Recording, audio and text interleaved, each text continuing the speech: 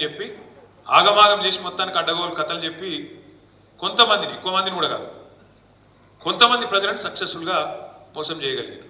కానీ ఆఖరికి చూస్తే ఫరక్ ఎంత మనకు వాళ్ళకు? మనకు 39 సీట్లు వచ్చినాయి, వాళ్ళకు 64 వచ్చినాయి.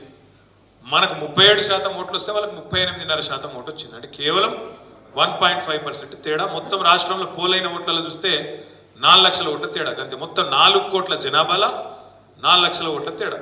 కాకపోతే ఇక ప్రజాస్వామ్యంలో ఒక ఓటు ఎక్కువ వచ్చినా గెలిపే. వాళ్ళు గెలిచిండ్రు, కూర్చున్నారు. మరి చూస్తుంటేనే ఇప్పుడు 8 నెలలు నిండింది, 9వ నెలలు నడుస్తూనే ఉన్నది. మరి ఏం జరిగింది రాష్ట్రంలో 9 నెలల్లో కాంగ్రెస్ ప్రభుత్వ పాలనలో అంటే? కరెంటు మాయమైంది. రోజుకి ఎన్నిసార్లు కరెంటు పోతుందో లెక్క పెట్టుడు కూడా బంద్ చేశారు మనోళ్ళిగా.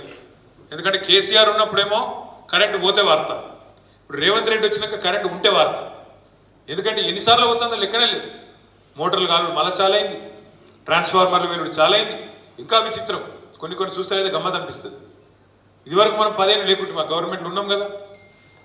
మరి ఇప్పుడు మొన్న నేను చూసిన సోషల్ మీడియాలో కరెంటు పోతుందని చెప్పి పాపం ఎవరో పెడతాను సోషల్ మీడియాలో. కరెంటు పోతుందని చెప్పి ఎస్పీడీసీఎల్లకు ఎన్పీడీసీఎల్ డిస్కౌంట్స్ ఉంటాయి కదా, వాళ్ళకు పెడితే వాళ్ళు ఏం జవాబు ఇస్తారు ఎరికేనా? ట్రాన్స్ఫార్మర్ మీద తొండబడ్డది, ఇంకో ట్రాన్స్ఫార్మర్ మీద ఉడతబడ్డది. అంటే మనం పరిపాలించినప్పుడు తొండలు ఉడతలు లేవా? అప్పుడు ఇప్పుడే వచ్చినాయి కొత్తగా తొండలు వస్తున్నాయట, ఉడతలు వస్తున్నాయట. ఇక ఊసర వెల్లులు మరి రాజ్యం నడిపితే ఖచ్చితంగా తొండలు ఉడతలు వస్తాయి. వాటి వల్ల ఇలా కరెంటు పోతుందట. ఎంత విచిత్రంగా ఉందంటే వాళ్ళు మాట్లాడే మాటలు కానీ ఇంకోటి కానీ. ఏమన్నా చెడు జరిగితేనేమో కేసీఆర్ మీదకి నూకాలి, మంచి జరిగితే మన ఖాతాలో వేసుకోవాలి.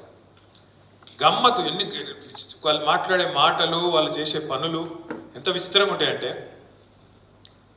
ఉద్యోగాలు 30,000 ఉద్యోగాలు ఇచ్చినా అంటాడు రేవంత్ రెడ్డి సిగ్గు లేకుండా. ఇవాళ కూడా చెప్పాడు, మళ్ళా స్వాతంత్ర దినోత్సవం ఉపన్యాసంలో 30,000 ఉద్యోగాలు ఇచ్చినాయని అంటాడు. నాకు తెలియక అడుగుతా, ఉద్యోగం ఇవ్వాలంటే ఏం చేయాలి? మొదలు నోటిఫికేషన్ ఇవ్వాలి, అటెంక పరీక్ష పెట్టాలి, పరీక్ష పాస్ అయినాక మళ్ళీ అవసరమైతే ఇంటర్వ్యూ పెట్టాలి. ఈ 3 అయినాకనే కదా ఉద్యోగం ఇచ్చేది. కానీ రేవంత్ రెడ్డి ఎంత అద్భుతం అంటే ఆయన పరిపాలన, ఒక్క నోటిఫికేషన్ ఇవ్వలే, ఒక్క పరీక్ష పెట్టలే, ఒక్క ఇంటర్వ్యూ చేయలే, కానీ 30,000 ఉద్యోగాలు ఇచ్చినా అని ఉదర కొడుతూనే ఉన్నాడు.